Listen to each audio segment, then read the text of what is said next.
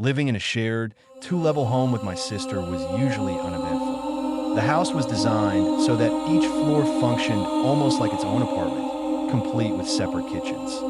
She lived downstairs, I lived upstairs, and most of the time we barely crossed paths. She often stayed with her partner who lived far away, so being alone in the house wasn't unusual for me. Still, there are moments when silence feels heavier than it should, especially at night.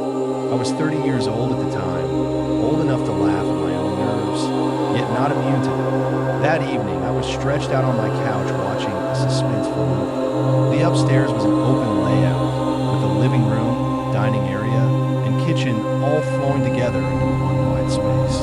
My couch sat in the center, which meant a large portion of the room was always behind me, with the lights off and only the television illuminating the space. I kept glancing over my shoulder, half expecting something to be there, even though I knew there wouldn't be. The movie ended. I tried to shake it off the eyelids. I went through my usual routine, brushing my teeth, turning off every light, and heading to bed.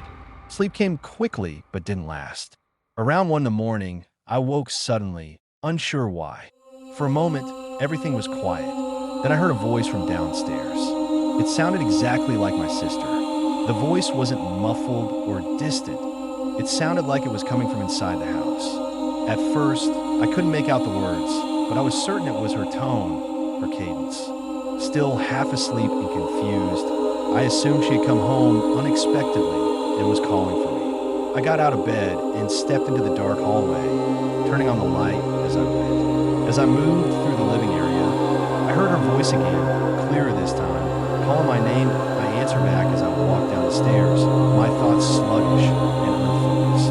Reaching the lower level, I fumbled for the light switch near the entrance, but missed it in my grogginess. I continued down the short hallway toward her kitchen and finally found the switch. The light flickered on slowly, filling the downstairs space. As my eyes adjusted, a chill ran through me. The rooms were empty. There was no sign of my sister, no sign of anyone else. I checked her living area, then her bedroom, calling her name loudly. No response came. Just as I stood there, trying to make sense of it, I heard a distinct sound from her bedroom, like something dropping onto the floor. My heart raced. I had just checked that room, and nothing had been out of place. Fear overpowered curiosity. I hurried back upstairs, locking myself in my room and grabbing my phone. I called my sister several times, but she didn't answer. Lying in bed, I replayed everything in my mind, wondering if exhaustion or leftover fear from the movie had caused me to imagine it all. Eventually, I fell asleep.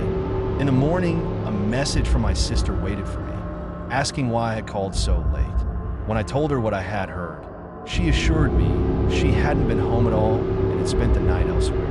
I went back downstairs to look for any sign of what I had heard, but nothing was out of place.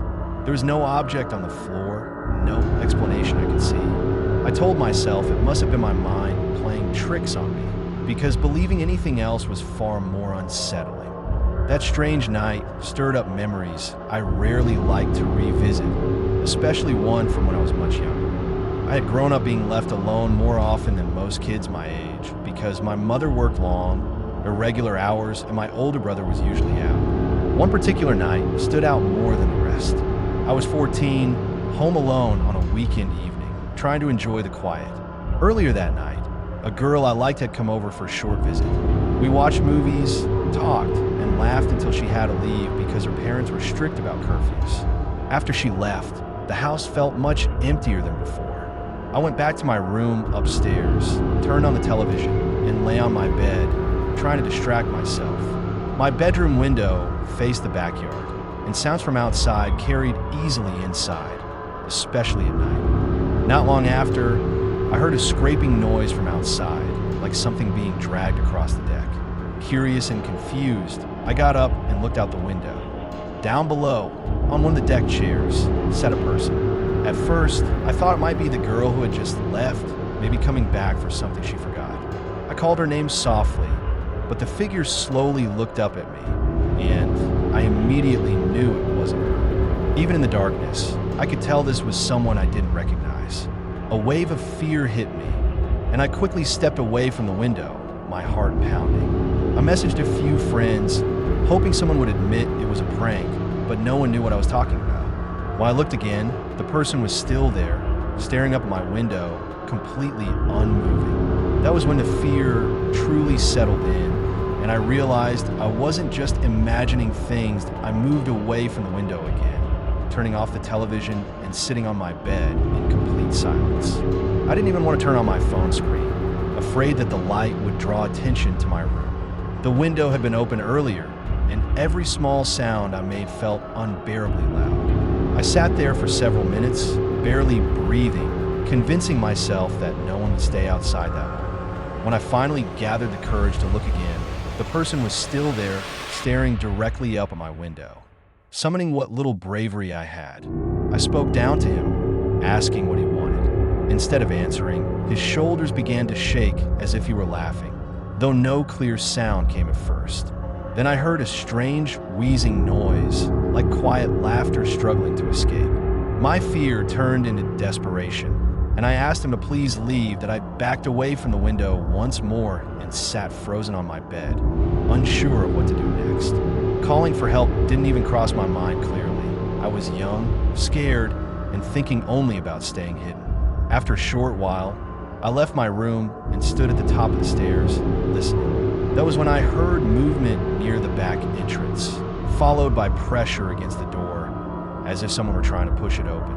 Panic took over. I ran back into my room, my thoughts racing, convinced that if the doors hadn't been locked, the situation would have ended very differently. Eventually, the sound stopped. I didn't leave my room again until the next morning when my mother returned home. When I told her what had happened, she was upset that I hadn't asked for help right away.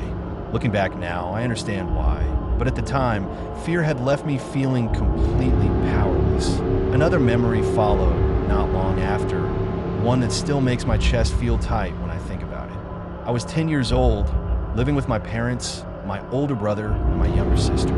It was a Friday night, and I was in my room playing a video game when I heard my mother suddenly start crying. Her voice carried panic in a way I had never heard before.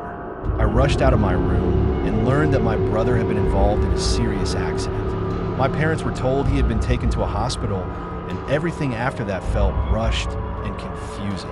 They gathered their things quickly, took my little sister with them, and asked if I could stay home alone. I said yes, trying to be brave, even though fear and worry were already settling in. Once they left, the house felt too quiet. I tried to distract myself by going back to my game, but my focus was gone and hours passed slowly.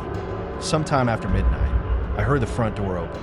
I assumed my parents had returned and felt a wave of relief, but I didn't hear their voices or footsteps on the stairs.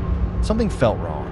I quietly opened my bedroom door and looked over the railing into the dark living room below. The lights were off, but I could see several tall figures standing there. They were not my parents. Panic froze me in place for a moment before instinct took over. I closed my door as quietly as I could and hid inside my closet behind boxes of clothes, trying to make myself as small and invisible as possible. My heart pounded so loudly I was sure it could be heard. I listened as footsteps entered my room, moved around, and stopped near the closet. The door opened, and time seemed to stretch endlessly.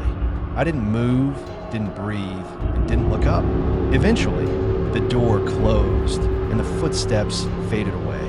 When my parents finally returned much later, the house showed clear signs that strangers had been there. Nothing happened to me physically, but that night changed how safe I ever felt at home again. That as I got older, the fear of being alone never fully left me, and another experience during my teenage years only reinforced it.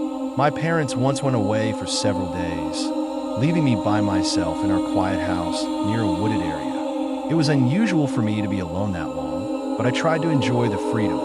One summer evening, I sat outside on the back deck, listening to music and enjoying the warm air. The woods behind the house were dark and still, and at first everything felt peaceful. And I thought I heard a voice coming from deep among the trees. I paused the music and listened closely. The sound stopped, so I told myself it was nothing and turned the music back on. A few moments later, the voice returned, clearer this time, calling out as if trying to get someone's attention. I shut the music off completely. My voice sounded like an adult, not a child, and it called out again, asking for help. That immediately made me uncomfortable. I hesitated, unsure whether it was someone genuinely in trouble or something I When the voice said it could see me and asked me to come closer, a strong feeling of danger settled in my chest.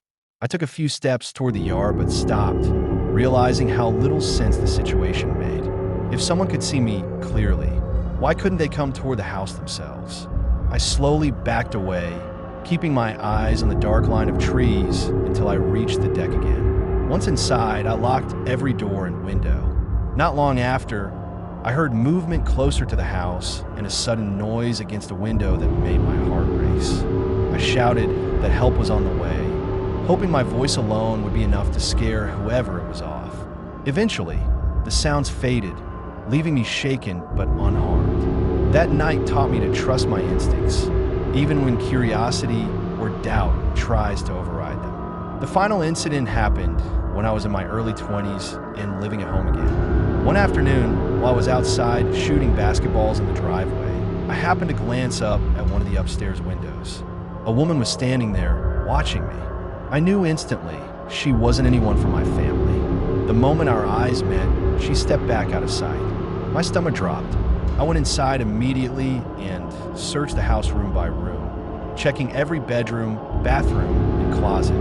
I couldn't find anyone. Even so, I was certain I had seen her. I shouted loudly that whoever was in the house needed to leave, and the noise was enough to draw my neighbor's attention. He came over and helped me search again, but we still found nothing. With no signs of missing items, we assumed she must have slipped out unnoticed.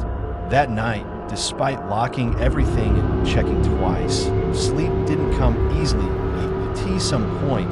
Just as exhaustion began to take over, I heard a sound from beside my bed. I turned, and in that moment, my worst fear became real. The woman was there, emerging from underneath the bed. Panic took over completely.